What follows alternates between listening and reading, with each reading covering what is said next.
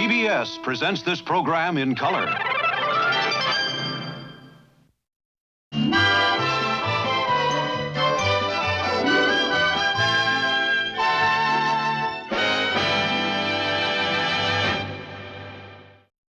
This is Tony Maietta, and I want to invite you to a party, because anywhere this lady is a party. Ladies and gentlemen, Carole Cook. Hello. Thank you so much for being here with us today. It's so I much love fun. it. So much fun to see you and to talk with you. For the Lucy Show, Thelma Green, I mean, season 2 is why we're here. You played, tell us a little bit about, how is Thelma Green different from Carole Cook? What are the differences? Well, she walked funny.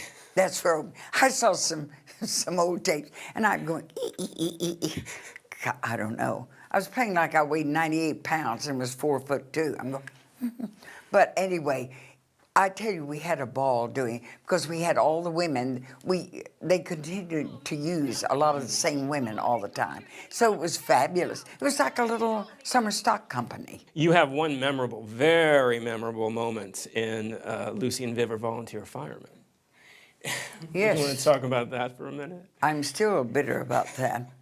Now, let me tell you, Viv, Lucy, and myself, it was the fire women, the fire brigade. The three of us were to go to the top of the studio and come down the fire pole. During the show, they said, "We'll wait. You won't have to rehearse that. We'll do it just during the show." So we get up the top. They called it off. Viv wouldn't do it, and Lucy wouldn't do it. They're being paid $8 million. I'm paying $1.95. I said, "Oh yeah, I'll do that." I did not walk correctly for about 3 months. Honey, when I grabbed that pole, I mean, first you have to put one leg on the pole, then you look down and it's a drop. Boy, that other leg came up, and let me tell you, those thighs hit, thunder thighs hit them. And I was grabbing that pole, and I came all the way down. And I did it very well because I was so frightened. I thought, if I hit that floor, my spine is going to go right up through my head. But I did it. Like a real idiot, I did. And Lucy said, "Oh yes, that was very good. Now we'll move on." I said, "I'd like a little applause." Well, truth and comedy, you were terrified, and it looked like you were terrified. I was terrified. Well, Thelma Green continued. I mean, she was in the Barbershop Quartet episode where you were all sing. And then, of course, you came into season 2 as Thelma Green. Yes. And you were one of my personal favorites of the second season. The last one, Lucy enters a baking contest. But I wanted to ask you, witnessing Lucy at work, particularly in that episode, there's a point where she sort of references the candy making episode from I Love Lucy, Job Switching, where she's making the pies and she's got the hat on. What was it like to watch this woman, this genius, get a script, work it, and come up with that kind of goal? What was that like, that experience? I started to use the word intimidating, but it wasn't. I'll tell you, I'm sure people have told you, she was the consummate professional. And it was funny, when I got to know Lucy, I lived at her house. I knew Lucy Jr. and Desi, they were little kids. And, well, they weren't that young. But, it doesn't matter, I'm not in the will. Lucy was the consummate professional. And I'm sure everybody's told you that. It was, she was very methodical. She had great writers, and Lucy not only did she praise Desi, but her writers were absolutely fabulous. I mean, they were her angels because they gave her the time to add the frosting on the cake. If she had a funny something to do, let's say, it says, Lucy, instead of, Lucy gets stuck in the bucket and does something funny. They would map it out. They would say, Lucy puts her foot in the bucket, turns it to the right, can't get it out, takes the scrub brush, whatever it is. But you see, that was fabulous. They would always try things themselves. Bob and Madeline, the writers, would always try out everything themselves to make sure that it made sense and they could do it. Then Lucy had the fabulous fortune of doing that, and then she would add to it. She didn't have to start from scratch. You know, it's a week's work. that was her genius. She could take things that were already amusing and funny and add to them. She took them over the top. She peaked with them. That was brilliant, brilliant. You, of course, are the chosen one, as I like to think of you, because you were selected by Lucille Ball as somewhat of a protege, I guess is the best word for it. You were Lucille Ball's... Not even somewhat, I was. Well, you were Mildred Frances Cook. Mildred Frances Cook. From Abilene, Texas. Abilene, Texas. And I had an accent then, but you can't hardly tell it now. I plumb lost it. I went to Baylor University in Texas, went to New York, and was in summer stock. I was out in Warren, Ohio. And the announcement came over the loudspeaker and said, Mildred Frances Cook, come to the phone. Lucille Ball calling. I went, no kidding. I think I was a little more colorful than that, but I thought it was a joke, you know what. And Lucy at that time was getting a divorce, so she had gotten a group of young people together and to do something with her time. And a friend of mine, an acquaintance, he wasn't, I didn't know him that well, he said, you know what I think we should do is get a comedian for this show. They were going to do a little show on the Desilu lot. And she called me. They found me through Equity. My friend's name was Dick Coleman. And they called me in Warren, Ohio. And so it was just a phone call? It was Lucille a phone Ball was call. on the phone for you? And Dick got on the phone first because he knew I wouldn't believe it. He said, Mildred Frances, Lucille Ball is here. I'm doing a show with her, a little review, and we would like to see you. And with that, he said, and here's Lucille Ball. And I went, you know. And I'll be honest, I started to say Miss Ball, and then I thought I should say Arnaz. So I said, hello, Miss Arballs. She never got over that. She always says, well, here I am, Miss Arballs. So that was the beginning, and I flew out here, and I remember that day when we drove up. She'd sent a car for me, and the day when I drove up, Lucy was standing in the door of her house on Roxbury, and it was like the old movie magazines where it says, a visit with Lucille Ball, and she's going like that. She was all dressed in pink and blue, and she looked like the king and I, that kind. And we hit it off, but I think she thought at the time that I was a nightclub comedian. I had no act, and very much like today. And they wanted me to do a screen test. So I said, oh, fine. You know, I was like, you know, what do I know? So I knew Joan Crawford had done one. So I thought, fabulous. So they did a screen test. Hal King did my makeup. Now, Hal King was her very famous, you know, makeup artist. I had a feeling he was painting the Lucille Ball face on me. A little disconcerting. I did a Lucy script, an I Love Lucy script, and my co-star was Desi Arnaz. I'm not sure how I survived. In fact, I kept thinking, maybe I'll just go to business school. This is not working out. And I don't want to ever see that.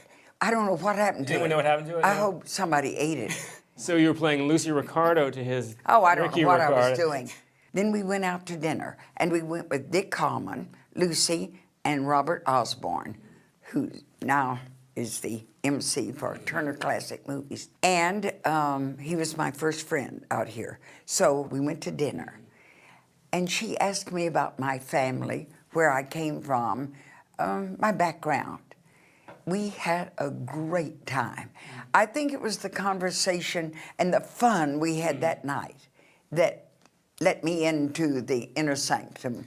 So how did Mildred Frances go to Carole Cook? So she took a pencil and wrote on the tablecloth, Carole, and she spelled it all sorts of ways. Carole with an E, Carole without an E, with an O, with an A. She did. I would kill to have that tablecloth now. But I didn't.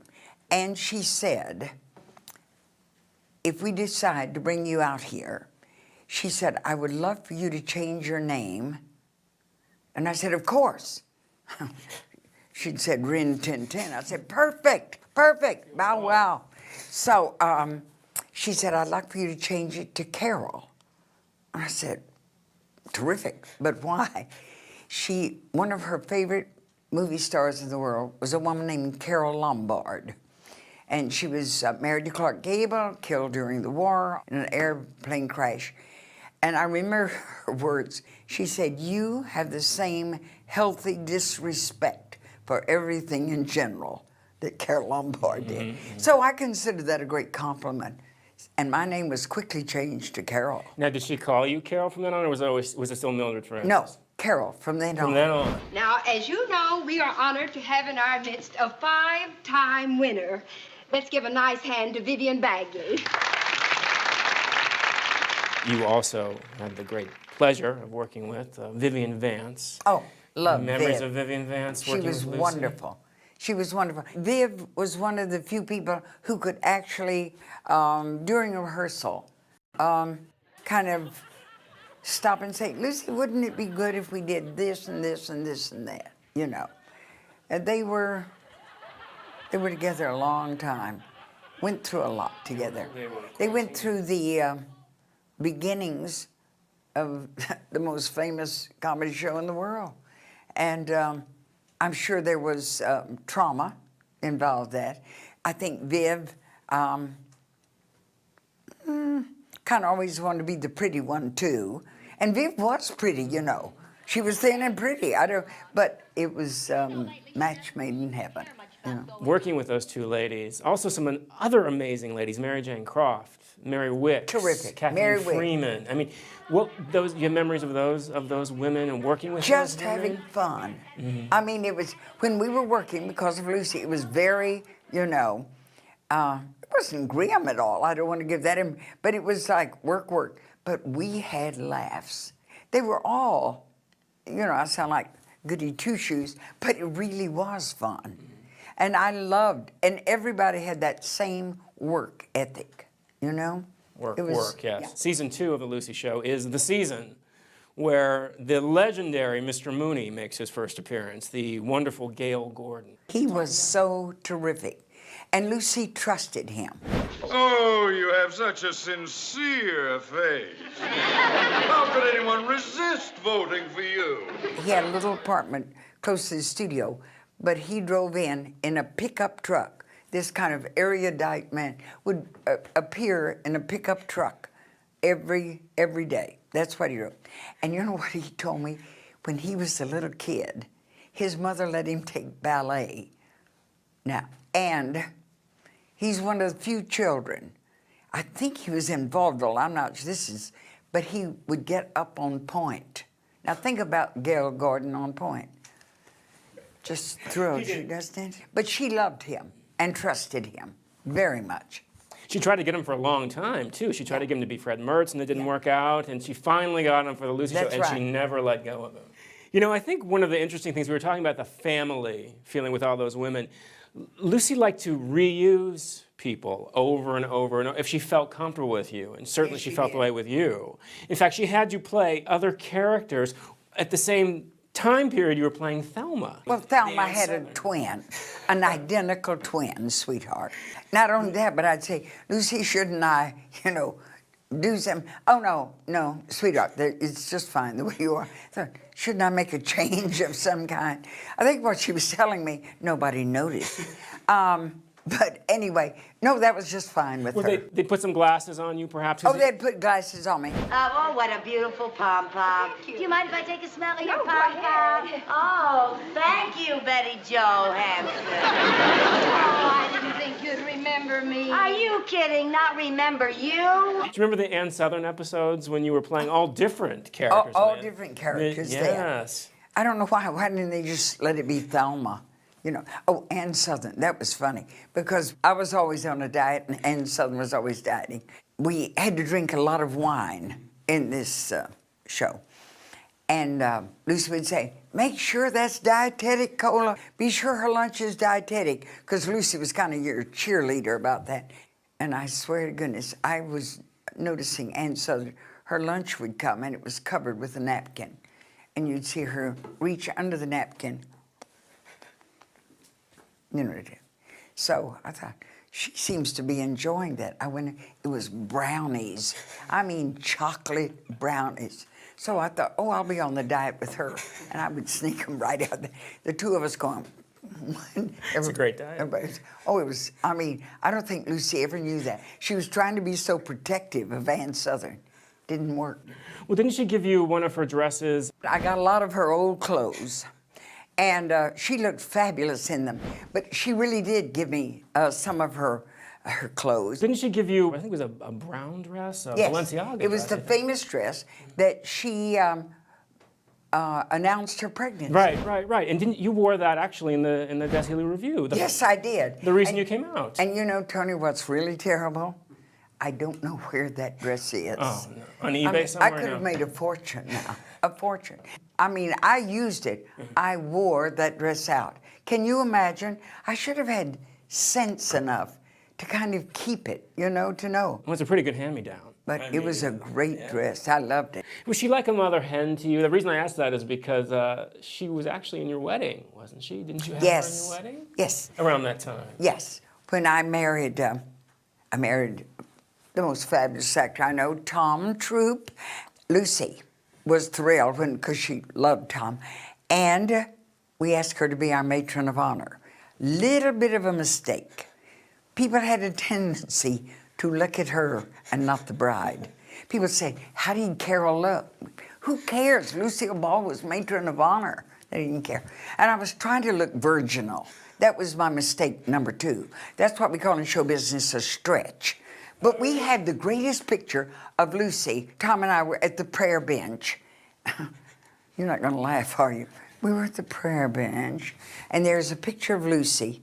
It is the sweetest look on her face, you know, looking at us taking the vows. And I say that not because, I don't know, I just treasure that picture. It was an angelic look, you know? And I love that picture anyway. It's a wonderful story. But she was wonderful. And she let me wear her pearls for the wedding. I thought she gave them to me. She took them back. But that's all right. And she wore the dress that she wore when she married Gary Morton. So, you know, it was kind of good. Yeah. I have something here, a surprise for you, something that we dug up. Because Miss Cook has the distinction of being the second woman in the world after Carol Channing to play Dolly Levi in Hello, Dolly. And we have some sheet music. You remember that? Yes, indeed. And I understand, you got the call during the Lucy show? Yes. I was underneath the grandstand, you know, where the bleachers are, and they called me to the phone, and I got the call that I had gotten Hello, Dolly, while I was doing the Lucy show. Wow. And she was so excited. I mean, she stopped everything. She didn't do that much. She stopped everything to tell everybody. And while I was in Australia, I was there for 2 years, she didn't write, she would tape letters to me all the time I was there.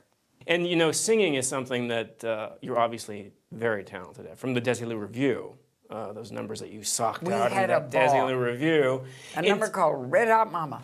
Fantastic. And but you also did a lot of dubbing for Big Red. Yes, I did. Big Red, yes. I did it with Carol Burnett. We did a medley of Broadway show tunes. And then Lucy sang Hey Big Spender on the Jack Benny show. And it was so much fun to sit and see Lucy going, Hey Big Spender, and my voice coming out. It was strange. Otherworldly kind of experience. Yeah, it was. Yeah. Honestly, it was. And at the time, it's so funny, I didn't really think about it. They just said, will you do the voice? But now I go, I think that's just swell. I mean, you're just constantly working, Carole. You're going, going, going, going. You know, you keep it going, sweetheart, Keep sweetheart. going, keep Getting ready to do my one-woman show. I do my one-woman show a lot. And that was on the advice of Lucy. It was the first time I met her when she said, these stories you should put into a show and do a one-woman show. So many years later, I did that. And I always think about her. Were you ever mistaken for Lucy? A few times, but I was, now this is a true story. I was in the drugstore one day. Lucy at that time had been gone 10 years. So I'm in the drugstore and I'm buying some things and I had a sty on my eyes, so I had on dark glasses. Not that I'm against wearing dark glasses at any time. So there were 5 little old women and they're all standing there watching me. And I thought, oh, it's fabulous. Of course they know who I am. So I'm going, I do one of those. You know you're in trouble when you do that. And they were pointing at me. So I paid the bill and I come out and the little women pushed one of them forward. And she came over to me and she said, we're so excited to see you. And I said, of course you are, darling. How wonderful for you and the girls. And she said, and we know who you are. I said, yes, yes, of course. And she said, we've loved everything you've done. I said, of course. She said, it's so thrilling to meet you, Lucille Ball. And I thought, oh, my God. I knew there were 2 answers. Yes, I am Lucille Ball, or no, I'm not. I thought if I said, no, I'm not, she's been dead for some time. They'd go, ooh, ooh, didn't know she was even sick. So I looked at her and I said, yes, I am. And I turned and walked out the door. And right before I got to the door, I thought, I'd better cover my on this one. And I turned to them and I said, but you know, ladies, I've not been feeling well lately. And then I got out of there. I'm telling you, those, well, I thought they would get home and say, we just saw Lucille Ball. They said, she's dead. They said, she said she hadn't been feeling well lately. I just knew it. True story. I don't know how to top that, Carole. Well, of course you don't. I can't tell you how wonderful it's been to sit here and talk to you and yes, you share can. these memories. It has been wonderful Of course to you sit here can. and talk to you and share these memories with you. And I know our audience just absolutely adores you as much as I do. Thank you so much for being Well, here. let's be honest, we all love Lucy. We do. That's We really all what do. it's about. That you really know? is what it's about. Yeah, I loved her, we'll miss her, and it's true that the old phrase, the world is better off, because she, but it was, you know, it is. And you gave us today something which she gave us so much of, and that's laughter. So It's thank the you. best. Thank you. Thank you, and thank you. Come to Thank me. you. Roll 'em. Shall I start? You shall start. Okay, said the girl to the sailor. Okay, what was I saying? God, it was... I have no idea what you said to me. My jewelry is going to kill me. It's going beautifully. For 2 years. Oh, thank you. Well, that certainly perked me up.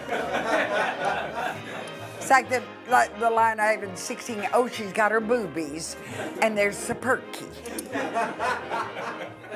Dinners, my grandmother called your breasts your dinners.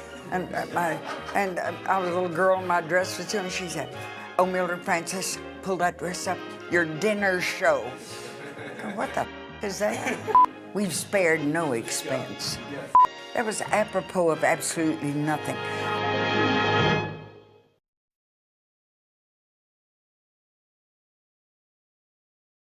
Okay, that's All it, right, kids. that's it. Oh my God. Wow.